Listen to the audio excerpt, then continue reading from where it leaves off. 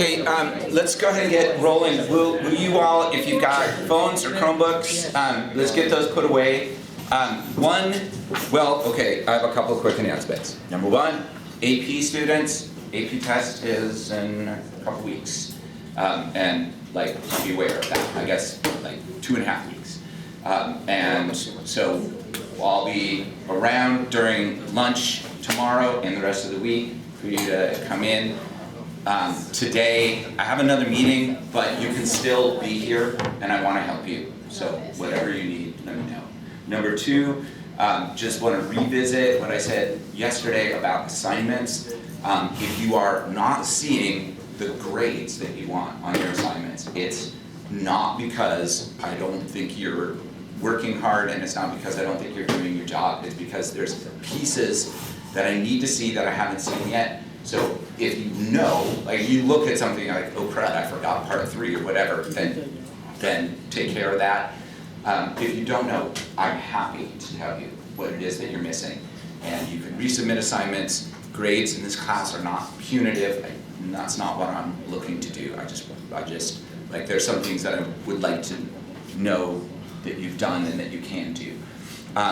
For the predicting the motion of a pendulum, there were 3 parts to it. The last part I'm not really going to look at. If you got to it, it's kind of fun.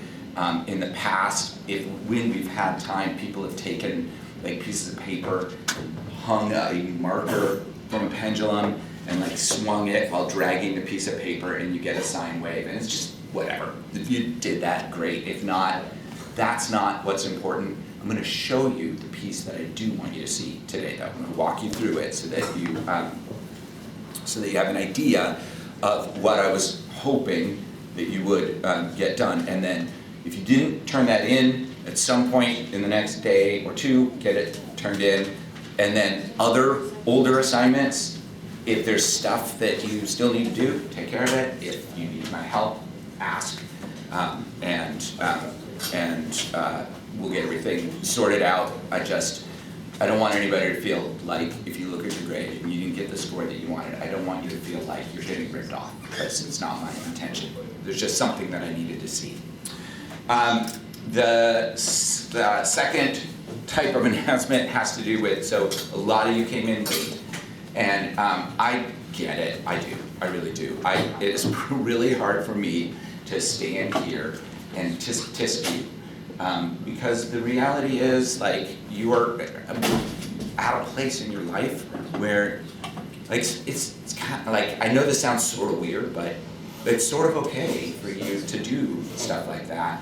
I'm not gonna mark tardies. I'm not gonna call home. I'm not gonna let the administration know. I'm not even irritated. I just want you to be aware that so usually I just sort of start. Today I waited because I wanted everybody to hear this. I'm gonna just start teaching when class starts. And that means 2 things for those of you who come in late. One is, I may miss you on the attendance, so please come and tell me. Don't assume that I see you and I've registered that you've walked in. I'm gonna take attendance right when the bell rings, then I'm gonna start teaching. And so I told you about this a while ago, but just a reminder, if you just write me a little note, this is notes from classes past, that just says, I'm here. You can come up and put it on my computer, and then I'll fix the attendance. I'm not gonna mark you absent if you were here, but I may forget to change it if you weren't here when I first took attendance.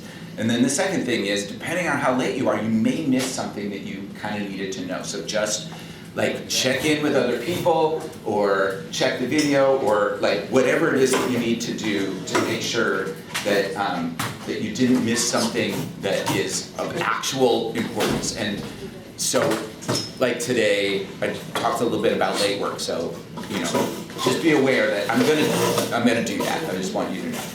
Okay, and then the last thing is, as you guys are working today, I'm gonna just sort of come around. I would like to check in with people about the potential trip to Spain and Portugal.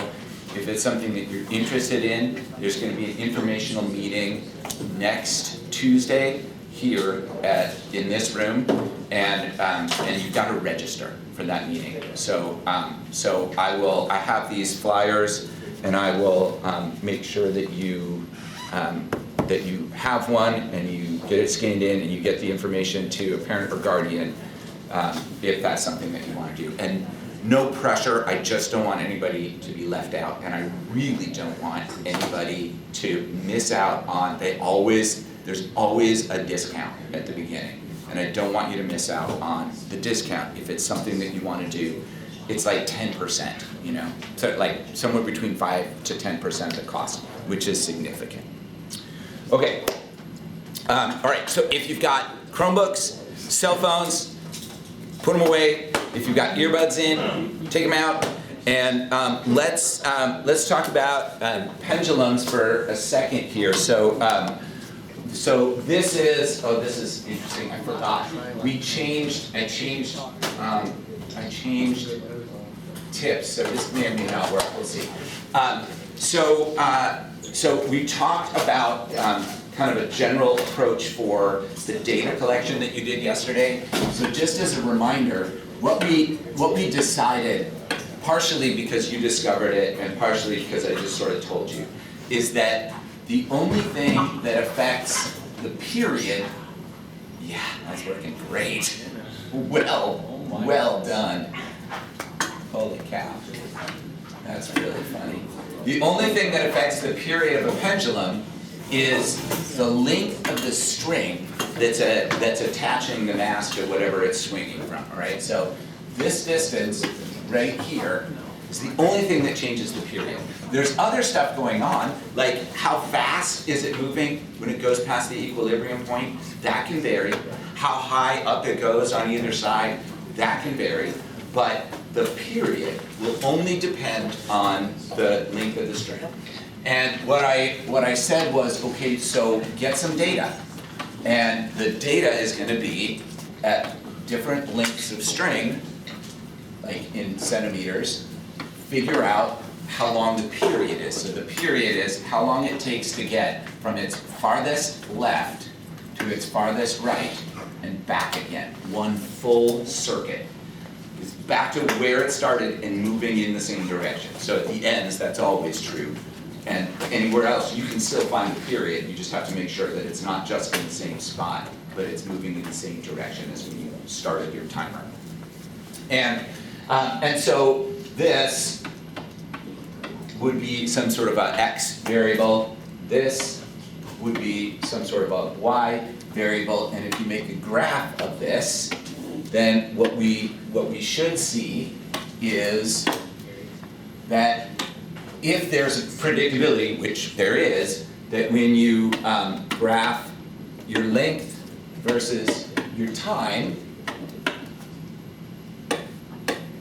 you're going to see something that looks like this. And here's the thing that's kind of interesting about this. First, if you collected a whole bunch of data with a huge variety of string lengths, and some of you might have, Armstrong, will you close that? Then you probably saw a really obvious pattern that other people might have missed. The rest of us, as you'll see in a second, like the pattern doesn't necessarily jump out at you. So there's some tricks. The first trick is when you're doing real analysis, real data analysis, don't ever do it by hand unless you were going to use like scientific high-resolution graph paper, like the old school stuff where the tick marks are like 2 millimeters apart, and you are very meticulous, you plot your points just in the right spot, and if you do that, then sure, you can do some of this by hand. But the reality is that Google Sheets can do this for you. And I've showed you this a couple of times. I want to show you again because especially those of you who are taking the AP Physics exam, you're not going to need to do this on the exam, but you may need to describe it. And so I want you to see how it's done, think about what I'm doing. You don't necessarily have to remember the steps, but I want you to remember that this exists. And then in this class, we can use this technique on the AP exam. if you're taking it in a couple weeks, you can describe this technique. It's really worth your while. Okay, so this is where we got, and the question was, for this part, the question was, what is the nature of this mathematical relationship? And we'll come back to that because that's an odd question, like what is the nature? And so we'll come back to it, and let's take a look at the data. So this is real data from somebody in the 5th period class. So this is their data. They had 3 different string lengths and 3 different kind of groupings of times. They weren't all the same, but they definitely kind of you can see the pattern. So if we insert a chart here, and one of the tricks, so Mikey, one of the tricks here is when you use Sheets to do this, it likes to see headers. So you've got to have your data. You have to have your X and your Y columns labeled. You can do it without that. It just, if you have them labeled, then Sheets will automatically make the right kind of graph. And then you can't put units in for your data. The units go in the header. And so it has to, basically your data tables have to look like this one. And actually, now that I'm thinking about it, let's make it more visible for you. All right, so your units have to have, your data table basically has to look like this. Your x-axis is going to be on the left, your y-axis is going to be on the right, and boom, you can see our data. Now here's the problem is, when we look at this, it's like, well, what is the relationship? It's not entirely clear. So here's how you figure it out.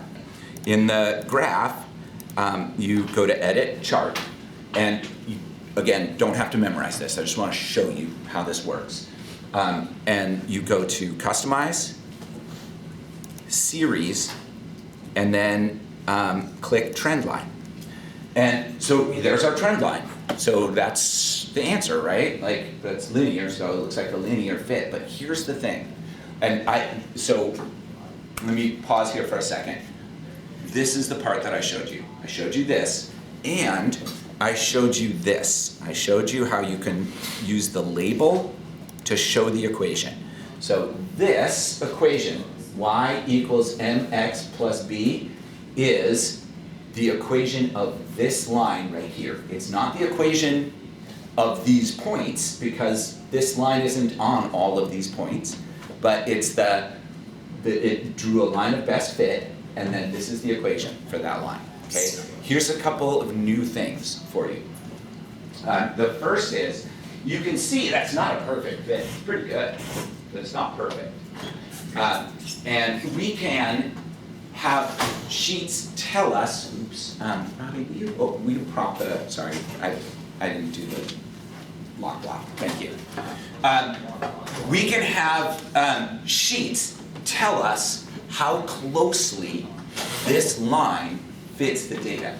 And that's worthwhile, because then what we can do is we can change the type of graph that we make and see if we can find something that fits better. And that statistical term is called R-squared. You don't have to know what it means, you don't have to use it, but Khalil does. And you can see here that it's 0.92. This is a relative measure of how well this line fits. If the line fits really well, this is going to be close to 1. If the line fits really poorly, it's going to be close to 0. And so we can play around with it to kind of mess with that, right? Like, if I just make up a bunch of data, now all of a sudden my R-squared is 0.15. And what that means is, okay, I drew a line, but it does a terrible job of telling us anything about this data. But if we look at what was actually there, 0.92, that's pretty good. I mean, that's really good. And that might be the relationship. But let's try some other things, just because maybe we can get a better fit. So if we go back to where our trend line options are, there's this drop-down box right here that says type. That type refers to the nature of the mathematical relationship between the x and the y axis. And we can change that. It can try something different. We could try to make an exponential equation like this. But look what happened when I did that to the r squared. It went from 0.92 to 0.89. Our linear fit was better, yeah. But let's go back for a second to the linear fit. And you know why I don't like this so much? Is because these sets of points are connected, but this one is up. And I don't know, maybe that's just because there's an outlier, or maybe this line should be curved. So I want to see if I can get something that fits it better visually. Let's try polynomial. Now we've got, yeah, look at that. Now we've got 0.95. Okay, so that might be it. Let's try logarithmic. That's 0.9, basically the same thing. Let's try a power series. Holy cow, is that close? Power series, that's interesting. And moving average, that's not really giving us anything. Power series was our highest by far. What is a power series? A power series is, so generally what that means is square root or cube root or something like that. And look at this right here. What we're saying here is y equals some coefficient times x to about the 0.4. That's about 1/2. This to me looks like a square root. That's the relationship that we're seeing. So let's go back to my diagram here, and this mock-up of data. This isn't real, but if we were to kind of make a line of best fit, you can see that it does sort of, like the way I drew this, sort of looks like what we had. And if we look up a square root, that's not how you spell square. If we look up a square root relationship graph, what we see is, yeah, these do kind of look like that, right? Like they start off steeper and they get shallower and shallower and shallower, but they never level off. So, so that's what I was hoping that you would see. When you characterize the nature of a relationship, what you're doing is you're using a line of best fit to try to approximate the general relationship. Is it y equals x? That's linear. Is it y equals x squared? That's exponential. Is it y equals log of x? That's logarithmic. Or in this case, is it y equals square root of x? It's not equals, it's proportional to, right? So then the next thing that I had you do is to look up what is the actual equation for the period of a pendulum. And what you find is it's this, okay? So it's 2 pi times the square root of L over G. So let's look at that just a little bit more carefully. So the real relationship is T equals 2 pi times the square root of L over G. Now I'm using a lowercase l and they're using an uppercase L, but it's the same variable. Let's rearrange this just a little bit, because this is the same as 2 pi over the square root of G times the square root of L. And this right here is a constant. Pi is 3.14. G is 9.8. So 2 times 3.14 divided by the square root of 9.8 is always the same number, which means the only variable that's going to affect the period of a spring is this. It's going to vary as a function of the square root of that length, which is kind of what it looks like we've got here. Y is going to relate to the square root of x. K, some constant, times the square root of x. In this case, the constant has to do with circles, and that's weird, but we'll come back to that, because there's an explanation for this. And the acceleration of an object in free fall. That makes a little more sense, because what is causing this thing to accelerate, the only force acting on this object that is causing it to accelerate, let me rephrase that is causing it to speed up or slow down. Because the tension in the string is causing it to change direction. It's not speeding it up or slowing it down. But the force of gravity is speeding it up and slowing it down. And you can imagine that if you were someplace where there was a lot less gravity, it wouldn't accelerate as quickly. So the period would be longer. If you were someplace where the gravitational force was much greater, it would accelerate more quickly. So this makes sense, the G does. The 2 pi is a little weird. Where does the 2 pi come from? We'll talk about it. With the 2 pi, would it have to do with the fact that when it is swinging, it's not going linear, it's just going? No, so that's such a great, so here was the question. The question is, if we think about the motion of a pendulum, this is an arc. It's part of a circle. And so is that kind of what explains it? And the answer is no. In fact, we are modeling this pendulum as if it's not going up or down at all. Our pendulum model, and you'll see this later, our pendulum model is a weird pendulum that moves side to side. It's like the string gets a little bit shorter. And that's because effectively, that's true. Effectively, the motion of a pendulum is mostly side to side.